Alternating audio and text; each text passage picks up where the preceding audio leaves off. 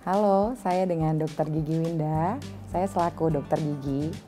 Kondisi-kondisi yang direkomendasikan dokter gigi, eh, bagaimana dilakukan pemasangan kawat gigi itu adalah kondisi gigi-gigi yang tumbuh tidak normal atau disebut dengan maloklusi pada gigi. Jadi maloklusi ini ada beberapa spesifikasi ya. Jadi ada maloklusi protrusif, itu berarti gigi-gigi atau rahang atas serta gigi atas ini terlihat atau terletak lebih maju dibandingkan dengan gigi bawah. Terus kemudian juga ada yang retrusif atau yang disebut dengan gigi-gigi bawahnya itu terlihat lebih maju dibandingkan dengan gigi-gigi di rahang atas. Kemudian gigi yang terlalu renggang, gigi yang bertumpuk atau berjejal atau disebut dengan crowding. Terus klasifikasi berikutnya ada gigi yang gigi taringnya itu tidak pada lengkung rahang atau disebut dengan gigi ektopik.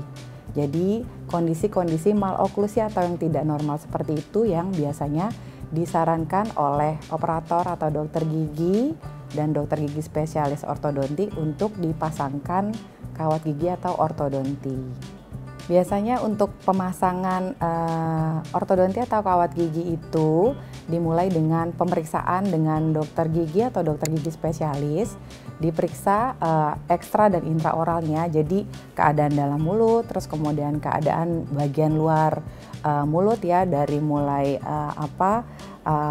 dahi, kemudian bagian philtrum atau bagian bibir. Kemudian juga setelah dilakukan pemeriksaan ekstra dan intraoral, maka dokter gigi melakukan tindakan pencetakan gigi. Jadi pencetakan gigi ini fungsinya untuk memperoleh bentuk fisik dari gigi tersebut. Biasanya akan menentukan bagaimana diagnosa atau tata laksana yang harus dilakukan si dokter gigi sebelum pemasangan kawat gigi.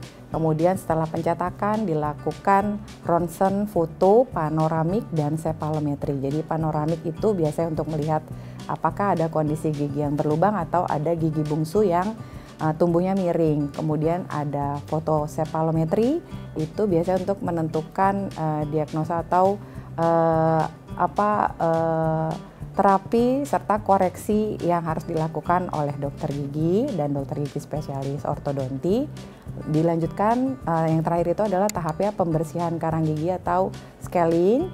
Itu guna untuk supaya sebelum pemasangan tingkat kebersihan gigi dan mulutnya tetap terjaga. Untuk proses saat pemasangan sih tidak akan terasa sakit atau tidak nyaman biasanya setiap pasien atau individu, tapi sakit dan ngilu itu terjadi saat setelah pos pemasangan ya. Jadi biasanya beberapa hari setelah pemasangan akan terasa ngilu karena untuk beberapa gigi yang dikoreksi biasanya gigi yang tidak sesuai dengan lengkung rahang, kemudian digerakkan dengan kawat gigi. Jadi gigi akan bergerak sesuai dengan lengkung yang disesuaikan itu. Jadi makanya itu yang biasanya pasien merasa tidak nyaman atau sakit setelah pemasangan. Tapi biasanya nanti akan normal kembali setelah si posisi giginya itu tidak maloklusi atau tidak normal. Jadi udah kembali normal sesuai lengkung, pasien tidak akan merasakan ngilu lagi. Untuk efek pemasangan kawat gigi, pasti kalau efek baiknya itu adalah gigi jadi terkoreksi ya. Jadi sesuai dengan gigi normal pada umumnya. Tapi untuk efek sampai ada penurunan berat badan, kemungkinan dikarenakan saat pemasangan itu jadi gigi terasa lebih ngilu ya, karena gigi digerakkan sesuai dengan posisi yang betul, sesuai dengan posisi lengkung rahang yang normal. Nah, saat penggerakan itu biasanya gigi terasa ngilu dan nyeri saat pengunyahan gitu, mastikasi atau pengunyahan.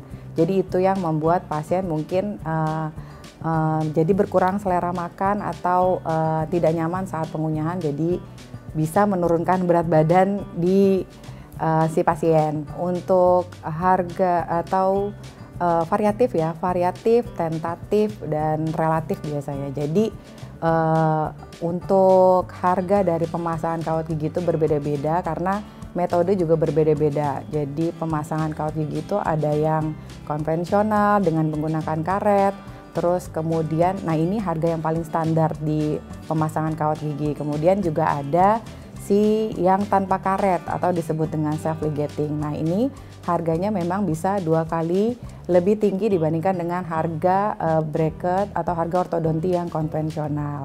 Ada lagi juga sekarang itu pemasangan aligner, jadi bentuknya itu transparan, dipasang lepas pasang di pasien. Jadi sekarang sih sudah banyak produk ya di Indonesia yang sudah mengeluarkan produk aligner ini, dan itu juga standar ya, tapi pasti lebih tinggi dari harga pemasangan ortodonti yang konvensional atau yang dengan menggunakan karet.